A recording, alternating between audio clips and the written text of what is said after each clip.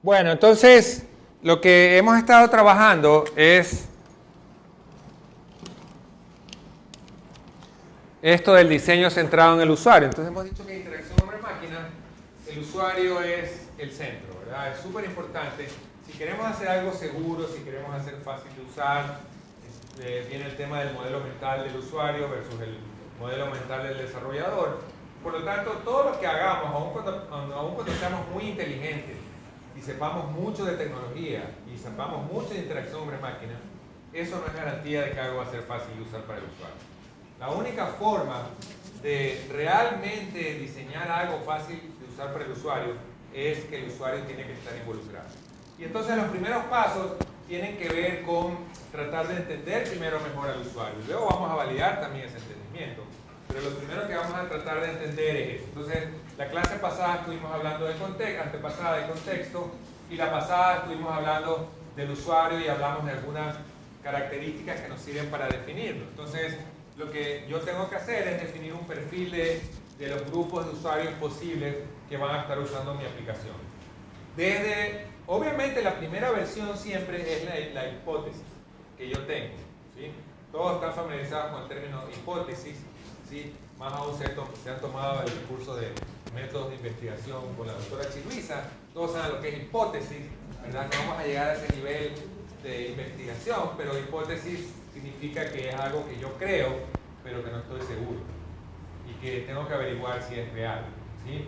Como esto no es algo científico, es algo de entender al usuario, la forma de probarlo no va a ser con fórmulas matemáticas ni con datos estadísticos. Lo que vamos a hacer es validarlo con los usuarios de manera cualitativa, porque cuando estudiaron métodos de investigación también vieron que hay análisis cuantitativos y hay análisis cualitativos. Y de hecho acá lo que vamos a hacer es mucho más cualitativo que cuantitativo. Eso significa que cuando van a trabajar con usuarios no van a trabajar con 100, 200 o 300 usuarios, sino que van a trabajar con 5, 6, 7, 8. Y lo que me interesa más que tener estadísticas completas y estadísticamente significativas, lo que me interesa es tener los datos cualitativos más afinados y más profundos que pueda tener el usuario. Entonces, pero como todo nace de la hipótesis, yo tengo que entender, bueno, qué es lo que tengo que definir. Entonces ya vimos en el contexto qué es lo que tengo que definir y ya vimos en el usuario qué es lo que tengo que definir. ¿Ok? Entonces, la siguiente cosa que me toca definir son las tareas. O sea, tengo mi concepto de lo que es el contexto, tengo mi concepto de lo que es el usuario, y bueno, entonces, ¿qué son las tareas? ¿Cuáles son las tareas que los usuarios realizan? Y cuando hablo de tareas, no me refiero solamente a las tareas que va a hacer con mi software, sino todas aquellas tareas que están alrededor de las tareas de mi software, ¿sí? Por ejemplo, pensemos en el proceso de registro académico. Cuando ustedes se registran, como se registran desde la casa, ¿verdad? Significa que fácilmente pueden estar en su cama, o en un sofá, o en la mesa, ¿verdad? Y puede ser que justo cuando se están registrando, viene alguien, los interrumpe, hay una visita, y ustedes tienen que pararse a saludar y no sé qué y no sé cuánto. Y entonces hubo 3 minutos que se desconectaron, dejaron ahí la computadora, se fueron a recibir a la visita y luego volvieron a la computadora. Y lo que ocurre normalmente cuando uno hace eso es que, exacto, pierde el hilo de lo que está. ¿Qué era lo que me estaba registrando? ¿Qué era? ¿Me registré o no me registré? Ya no me acuerdo, ¿verdad? Ese tipo de cosas. Entonces, eso es importante saber, porque usualmente cuando desarrollamos aplicaciones, una de las cosas que pensamos es que el usuario ama mi aplicación, está prendido de ella con un amor infinito y nunca la suelta. Y puede ser que en cierto tipo de casos eso sea verdad, pero es muy posible que tampoco sea verdad. Y ciertamente en los registros puede ser que esa no sea la realidad. Puede ser que sí, puede ser que no, no lo sé. Pero la pregunta es, bueno, ¿cuáles son esas tareas que el usuario me realiza? Y otra cosa que puedo tomar en cuenta, por ejemplo, cuando me estoy registrando, de pronto se me ocurre llamar a un amigo a ver si está tomando ese paralelo o no. ¿Ocurre eso? Yo pregunto porque yo no sé. ¿Ocurre? Ah, ok. Entonces, ¿pero mi software maneja la llamada? No. ¿La información que me pasa el amigo? No. ¿Pero es parte de la tarea o no es parte de la tarea? Sí, es parte de la tarea. Un estudiante puede estar registrando, se puede decidir coger y llamar por teléfono a un amigo para validar, yo qué sé, si el profesor es bueno, si ya se registró en el paralelo o no, si va a anular para ver si ya no hay cupo, anula y yo me registro, no sé si eso todavía se puede hacer, pero en todo caso, los diferentes escenarios que pueden haber. Entonces, cuando yo hago análisis de tareas, eso significa análisis de tareas, no solamente la tarea específica que va a hacer con mi software. Porque estas tareas colaterales del usuario afectan el uso de mi software. ¿Sí? No es importante entenderlas no porque yo las vaya a implementar en lo que yo voy a hacer. Es importante entenderlas porque pueden afectar el uso de la aplicación de manera indirecta. ¿Sí está claro? ¿Okay? Entonces, para poder definir las tareas, primero va a haber una parte de diseño propio. O sea, yo voy a venir y yo voy a poner las tareas que yo creo. Siempre hay un punto de partida, no es malo hacer eso, porque eso me va a guiar en las preguntas que voy a hacer y eso me va a guiar en las cosas que voy a observar. Pero ciertamente mi comprensión de las tareas que hace el estudiante versus las mías es totalmente diferente. Tal es así, les voy a poner un ejemplo real. Hace un par de años, hace casi 2 años o 2 años, en los registros se cayó el sistema. Bueno, esto es de todos los días, pero se caía el sistema, pero se caía bien feo, a tal punto que no se podía levantar el sistema y lo levantaban y se volvía a caer. Y en el CSI, o ahora Gerencia de Tecnología, no sabían qué era lo que estaba pasando. ¿Sí? ¿Por qué se cae? ¿Por qué se cae? ¿Y qué pasa? ¿Y qué pasa? Y bueno, investigando, descubrieron que algunos estudiantes se habían conseguido por ahí unos scripts o unos portales donde podían programar acciones automatizadas vía web, y entonces lo que estaban haciendo era, estaban chequeando una materia en la que ya no había cupo, y estaba el sistema todo el tiempo chequeando la materia y viendo si se abría un cupo, ¡pum!, automáticamente registrar. Eso se llama un robot. Básicamente es un programa que está funcionando, haciendo algo en lugar del usuario. Entonces, normalmente lo que le hago al robot es le alimento al usuario el password mío, y con eso se valida y luego hay un programa que se ejecuta de automatizar la acción. ¿Sí? Entonces, ¿qué ocurre? Había gente, si hubiera sido uno el que lo hubiera usado, tal vez no hubiera pasado nada, pero seguramente ese uno le dijo al otro, y le pasó al otro, y le pasó al otro, y entonces comenzaron a haber una serie de usuarios que estaban generando una gran cantidad de transacciones sobre el sistema.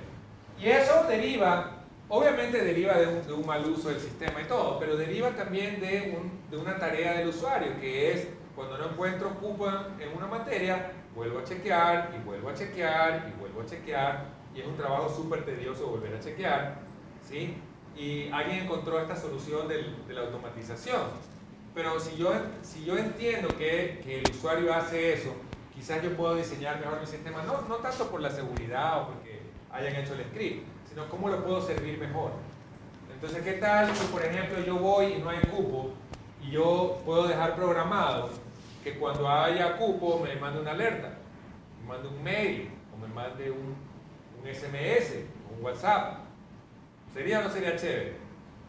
¿Necesitaría hacerlo el robot? Tal vez ahí no tanto. Por lo menos me dio un robot que se active solo cuando recibo el mensaje o algo así, ¿verdad? Pero ven cómo el entender la tarea afecta la usabilidad. ¿Sí? Porque no es que el sistema me provea una forma de hacer trampa, yo el sistema no voy a proveer eso, pero lo que sí quiero entender es cómo la gente usa la aplicación. ¿Ok? Entonces, ahora, dado que tengo una hipótesis, probablemente está muy equivocada, probablemente yo pienso en 2, 3, 4 tareas que el usuario realiza cuando usa una aplicación, pero probablemente es muy incompleta. O sea, hay 2 formas de averiguar cuáles son realmente las tareas que el usuario realiza. Una es conversar con el usuario, entrevistarlo y preguntarle, oye, tú cuando haces tal cosa, ¿qué haces? Hago tal cosa, hago lo de acá, hago lo de allá, y yo comienzo a notar. Y le sigo haciendo más preguntas, y entonces me doy cuenta, hablando con él o con ella, que hay más tareas que las que yo originalmente pensaba, o menos quizás. Tal vez pensaba que esta tarea la hacía, pero esta tarea no la hace. ¿Sí está claro? La otra forma es la observación. La observación, ¿qué significa? Que yo voy a ver al usuario, no le voy a preguntar nada, me voy a parar aquí en una esquinita y le voy a ver qué hace. Dice, mira lo que hizo, ve, se puso a conversar con el otro y dejó botado todo y cuando regresó ya no se acordaba, o yo qué sé qué. O mira, como no se puede registrar hasta que insiste. Y de la media hora que está usando la máquina, 5 minutos lo usó para registrarse y 25 lo usó para insistir en esa materia que no tiene cupo. Y esa observación es súper importante, ¿verdad? Porque me doy cuenta que hay una tarea que le está demandando mucho tiempo al usuario, que le está causando problemas de usabilidad, de productividad, frustración probablemente. ¿Sí? ¿Okay? ¿Sí está claro? Entonces, hay dos formas de investigar esto. Entonces, lo que obviamente me interesa, una de las cosas que me interesa para poder entender las tareas que uno realiza es cuáles son mis metas. ¿Sí? Por ejemplo, dándoles un ejemplo que sale fuera de interacción hombre-máquina. Si ustedes vienen a la universidad y nosotros como universidad queremos hacer un mejor trabajo con ustedes, que se hagan mejores profesionales, que tengan más éxito, que hagan cosas grandiosas, ¿verdad? La pregunta que yo tengo que hacerme como universidad es, bueno, ¿qué es lo que ustedes quieren? ¿Por qué vienen a la universidad? ¿Cuál es su meta? ¿Por qué vienen a esta clase hoy? ¿Verdad? ¿Qué es lo que ustedes quieren? Ciertamente una cosa que quieren es pasar la materia, eso está claro para mí. ¿Sí? Pero es suficiente como universidad que ustedes quieran eso, porque si solo quieren eso, se vuelve complicado interesarlos en aprender o en ser mejores profesionales, ¿verdad? Entonces, y si solo quieren eso, algo de pronto estoy haciendo mal como universidad. Algo no estoy entrando en el meollo del asunto, ¿sí? Entonces yo tengo que entender a las personas cuando actúan qué es lo que quieren para poder servirlas mejor. Entonces si yo voy a hacer una aplicación, las tareas nacen incluso desde las metas. ¿Por qué la gente hace esto? Por ejemplo, si me estoy registrando, ¿por qué voy a llamar a un compañero por teléfono? ¿Por qué? ¿Cuáles son los motivos? Si no lo sé, tengo que averiguar esos por qué, ¿verdad? Ah, porque quiere saber si se registró él también, porque quieren estar juntos en el paralelo. Ok, ese puede ser un motivo. Otro podría ser porque quiere saber si el profesor es bueno. No sé si les ocurre a ustedes. Ustedes saben más que esto de yo. La pregunta es ¿por qué? Entonces, el por qué es la meta, el por qué lo hace. Entonces, ¿qué tipos de metas tiene? ¿Sí? Entonces, una estrategia en esto es coger y primero tratar de listar las tareas. Tratar de listar las tareas que uno hace. ¿Sí? Y luego tratar de ver esas tareas a qué paso pertenecen. Las tareas muchas veces no tienen relación, pero muchas veces sí tienen relación. A veces las tareas están encadenadas las unas con la otra. O sea, hay un paso y luego hay otro paso. O sea, hay paso 1, paso 2, paso 3, paso 4. ¿Sí? Ya vamos a hacer un ejercicio. ¿Sí? Y luego esas tareas trato de abstraerlas usando verbos. Las tareas deben ser con verbos, ¿no? Si no tiene un verbo, algo raro hay, porque cuando yo digo voy a caminar, voy a escribir, voy a redactar, voy a sumar, siempre son verbos, ¿no? Monitorear, diagnosticar, predecir, controlar, inspeccionar, transmitir, recibir, decidir, calcular. Las tareas tienen que estar listadas con un verbo, si no, está raro. Entonces, déjenme darle una pequeña técnica para hacer esto y luego hacemos un ejercicio con esa técnica.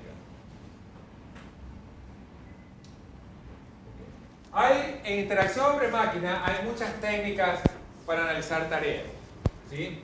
Y no las voy a cubrir todas en el curso simplemente por efectos de practicidad, ¿sí?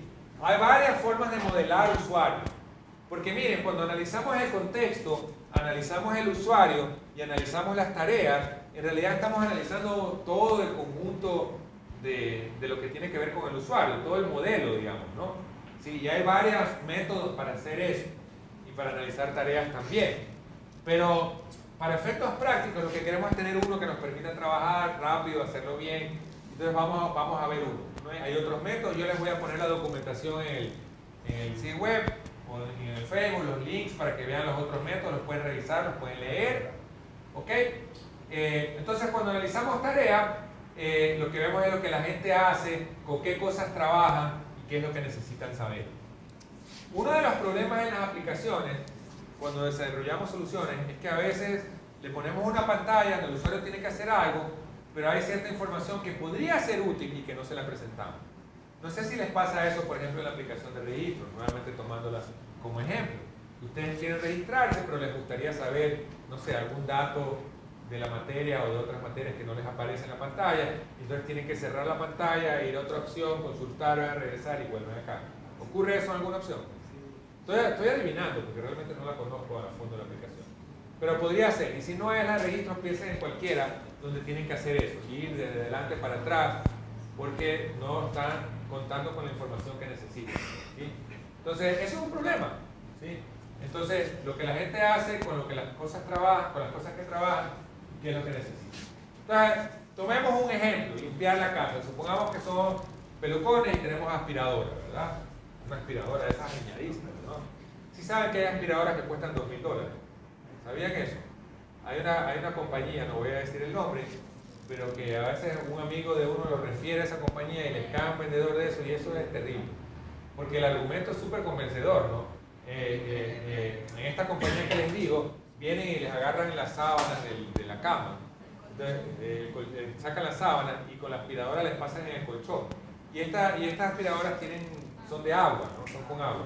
Entonces les enseñan el agua cómo queda después de limpiar el colchón.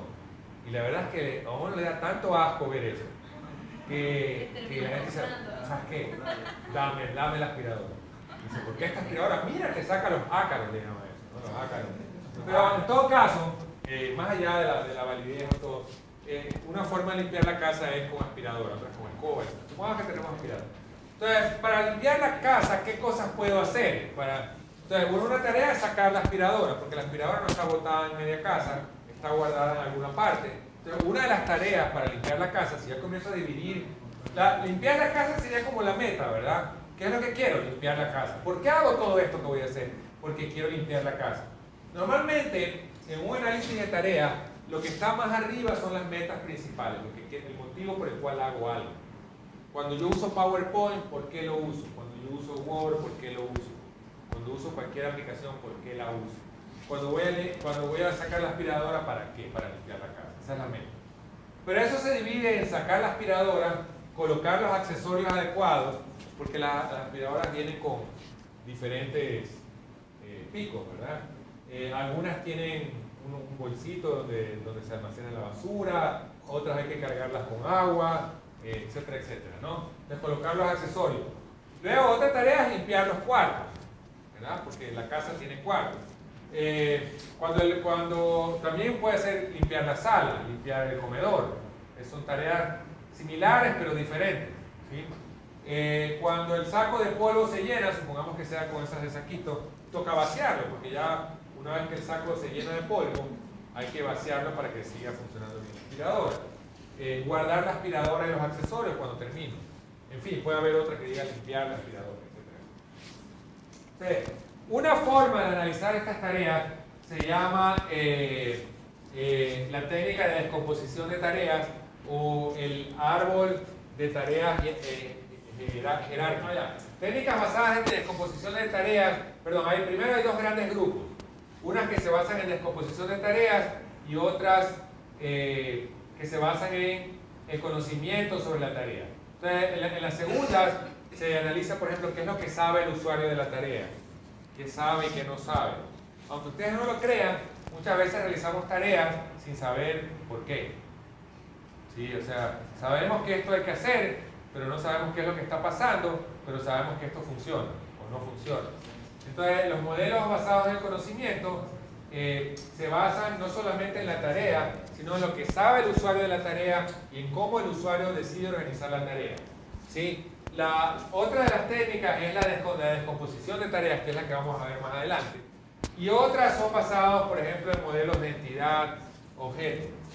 Entonces, miran las tareas desde el punto de vista de la relación entre las entidades y los objetos. ¿Sí?